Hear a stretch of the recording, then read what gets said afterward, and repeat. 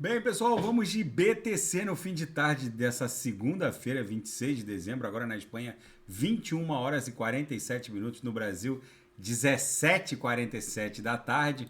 Gente, a BTC tá tentando superar a mediana do canal de Keltner, é isso que tá travando ela. Fizemos a máxima hoje em 16.924, travamos, não conseguimos superar ainda a mediana, mas se a gente superar nas próximas horas, a próxima parada vai ser aqui, ó, a base da nuvem de Shimoku, que vai iniciar um setor onde ela segue recuando. Então a gente pode encostar na nuvem na altura de 17.400, 17.380 e vai descendo. A mediana segue ali em 17.000, a gente se aproxima, encosta na mediana e acaba cedendo.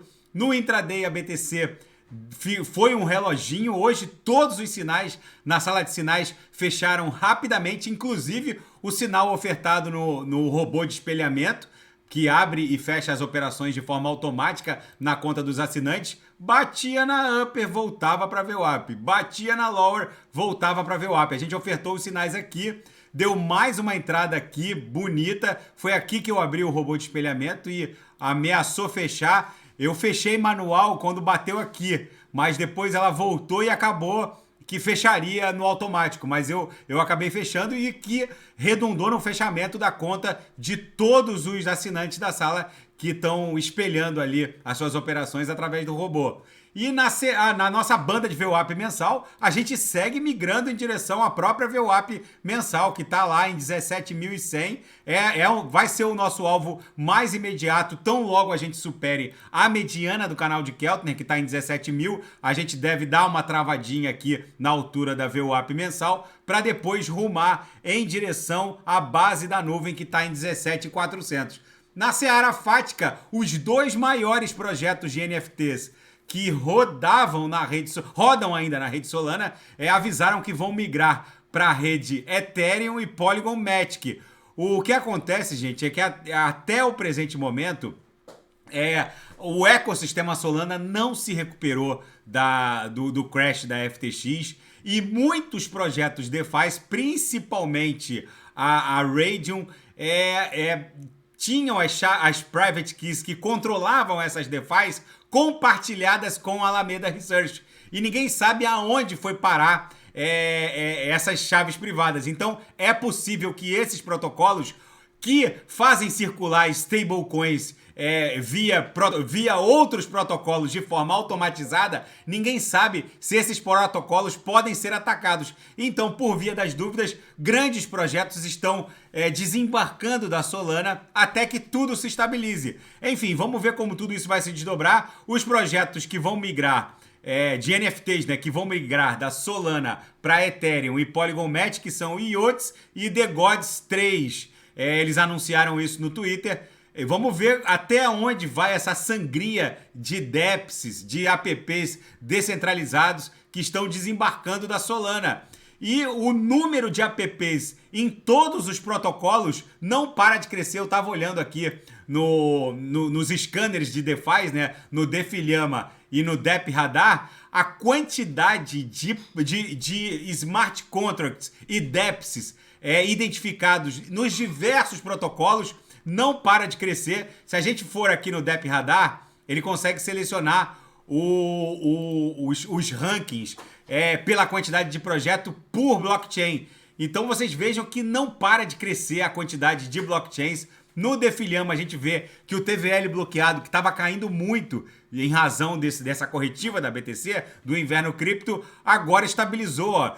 Já faz um tempo que a gente está ali no patamar próximo de 40 bi, chegamos a perder 40 bi, mas a gente parou de cair, vamos colocar assim. E a quantidade de DEPs, que são apps descentralizados, exatamente como acontece no iOS, onde a gente vai lá no App Store e baixa um app, no mundo descentralizado das blockchains, esses DEPs rodam na força computacional desses ecossistemas e eles não param de crescer. Por isso que eu reporto aqui no canal, na próxima pernada de alta da BTC, além de todos esses protocolos de blockchains que existem hoje, além de todos esses ecossistemas, ETH, EOS, Tron e por aí vai, vão incrementar a liquidez dentro dos DEPs as blockchains dos bancos centrais. Então vai ter mais uma blockchain aqui, que vai ser o do Banco Central do Brasil. E quando a gente clicar na blockchain do Banco Central, vamos clicar na Ethereum.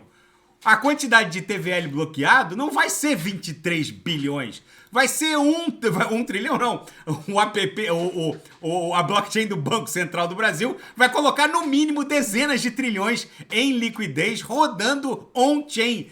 Portanto, eu aviso e repito, não subestimem a próxima pernada de alta que a BTC vai protagonizar e arrastar todo mundo cripto. Eu fico vendo TikTok de dinossauros do mercado financeiro tradicional dizendo, sendo entrevistados, o que você faria com uma Bitcoin? Eu não faria nada, eu jogaria no lixo. Enfim, coisas bizarras de um mundo que não lhes pertence mais. É louvável ver que muitos investidores ficaram até bilionários investindo em empresas com base em critérios microeconômicos e macroeconômicos do século XX, mas que não se aplicam à economia que vai surgir, que está surgindo diante da tecnologia blockchain, da descentralização, não só em termos econômicos, mas também a descentralização vai varrer a maneira como a sociedade em si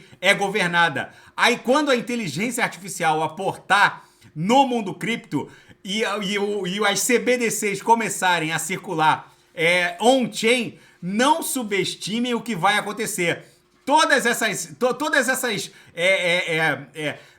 doutrinas envolvendo uma maneira como se calcula o valor de uma empresa, o fluxo de caixa descontado, tudo isso é inaplicável para se calcular o valor de uma rede como a Ethereum, a Binance Smart Chain ou a Tron.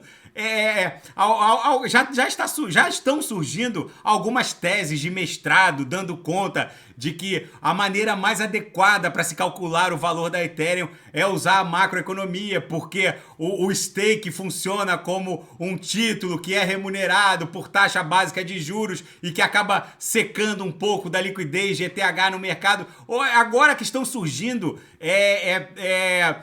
teses de pós-graduação envolvendo técnicas factíveis para se avaliar o valor de uma rede, que obviamente não pode ser avaliada pela técnica do fluxo de caixa descontado, já que gás de rede não é comparável à receita de uma empresa. Então não fiquem cegos com o TikTok de Warren Buffett dizendo que jogaria qualquer cripto que ele eventualmente recebesse no lixo, porque infelizmente ele ainda está no século XXI. É um homem sábio, ficou bilionário, mas acontece que a sua mente está presa ao século XX. Então é isso que eu reporto para vocês. Vem a maior transferência de riqueza desse século, só não vê quem não quer. E na seara fática, geopolítica, a economia mundial está caminhando para uma recessão em 2023. Todos os economistas dão conta de que é impossível que a economia mundial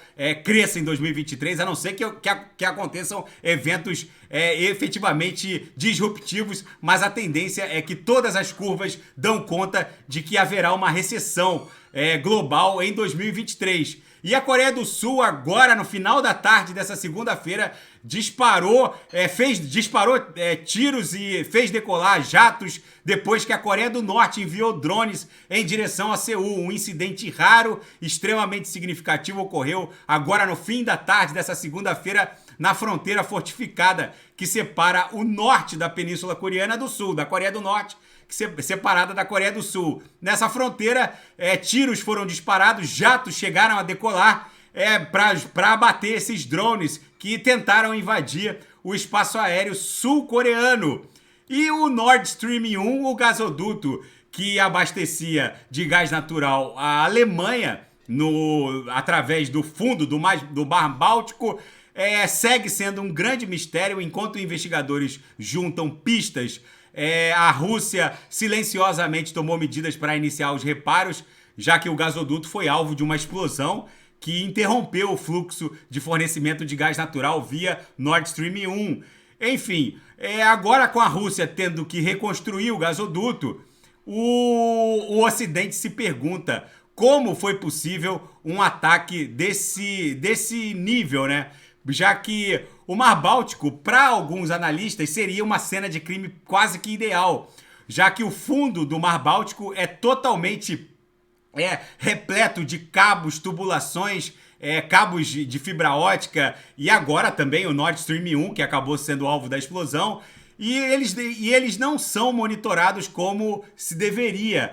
Os navios vão e vêm com uma constância brutal. É uma série de países que estão no entorno do Mar Báltico. E, enfim, seria difícil, mesmo via satélite, com a quantidade de movimento mercante no Mar Báltico, identificar o responsável por esse ataque. Até um mergulhador numa pequena embarcação poderia ser capaz de, nessa profundidade, acoplar um explosivo e detonar o Nord Stream 1. Ninguém sabe quem explodiu esse gasoduto, mas o fato é que agora a Rússia, gastando horrores para repará-lo, obviamente ela sai um pouco do radar dos investigadores. Mas vamos ver se essas investigações levam a algum suspeito por esse ataque. Gente, a BTC segue resiliente, acumulando aqui na base, entre a base dessa cunha triangular e a mediana do canal de Keltner, formando o que a gente poderia chamar de um grande silêncio que precede um esporro. Ela não consegue cair, mas também não consegue avançar para cima de 17 mil. Isso aqui é uma figura triangular que vai acabar redundando